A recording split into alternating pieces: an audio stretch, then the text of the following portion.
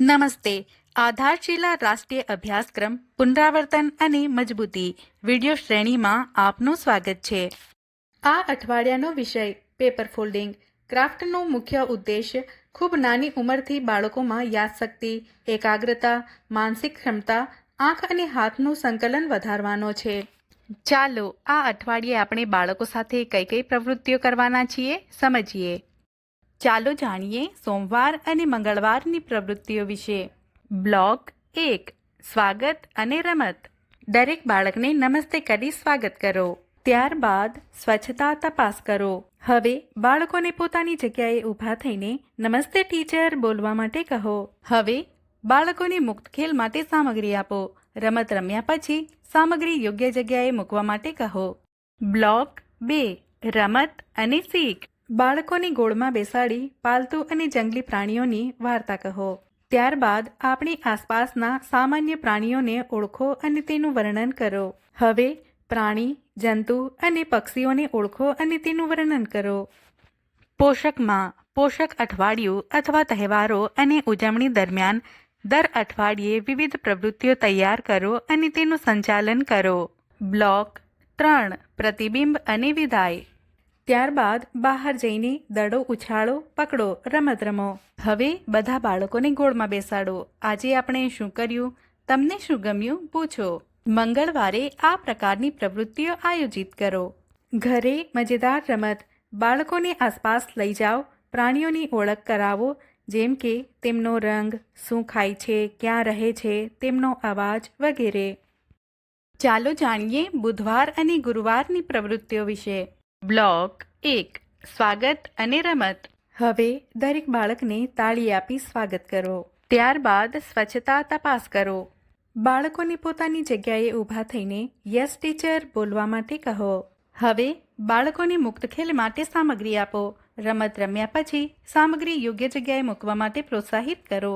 Block 2. રમત અને શીખ. બાળકોને ગોળમાં બેસાડી નોનુએ જંગલ સાફ કર્યું વાર્તા કહો. ત્યારબાદ ચિત્રો અને વસ્તુઓને ક્રમમાં ગોઠવો અને વર્ગીકરણ કરો. હવે કુદરતી વસ્તુઓને ઓળખો અને વર્ગીકરણ કરો. પોષકમાં પોષક અઠવાડિયું અથવા તહેવારો અને ઉજવણી દરમિયાન દર અઠવાડિયે વિવિધ પ્રવૃત્તિઓ તૈયાર કરો અને તેનું સંચાલન કરો. બ્લોક 3. પ્રતિબિંબ અને વિદાય. ત્યારબાદ બહાર જઈને પાસિંગ ધ પાર્સલની રમત રમો. હવે બાળકોને ગોળમાં બેસાડો. આજે આપણે શું કર્યું? તમને શું ગમ્યું? પૂછો. ગુરુવારે આ પ્રકારની પ્રવૃત્તિઓ આયોજિત કરો. ઘરે મજેદાર રમત. રસોઈ ઘર કે શાકભાજી વેચનાર પાસે જઈને બાળકને ફળ અને શાકભાજીની ઓળખ, તેનો રંગ, સ્વાદ વગેરે વિશે વાત કરો.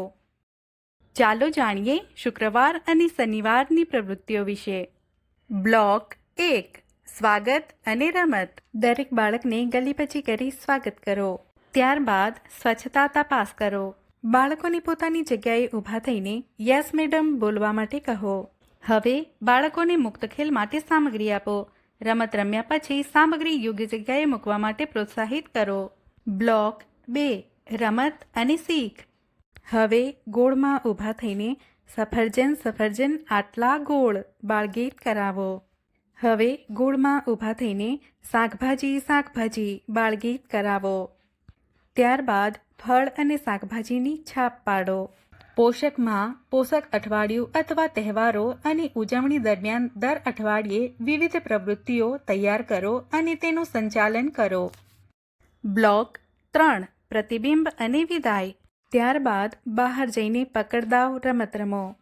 હવે બાળકોને ગોળમાં બેસાડો. આજે આપણે શું કર્યું? તમને શું ગમ્યું? પૂછો. શનિવારે આ પ્રકારની પ્રવૃત્તિઓ આયોજિત કરો. ઘરે મજેદાર રમત.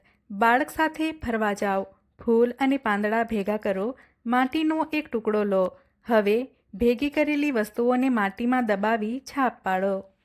આજે આપણે પેપર ફોલ્ડિંગ વિશે જાણ્યું. માતા પિતાને પણ બાળકો સાથે મળી પેપર ફોલ્ડિંગ કરવા માટે કહીએ. બાળકો સાથે કરવામાં આવેલ પ્રવૃત્તિઓના અનુભવ અમને જરૂરથી જણાવો. ધન્યવાદ.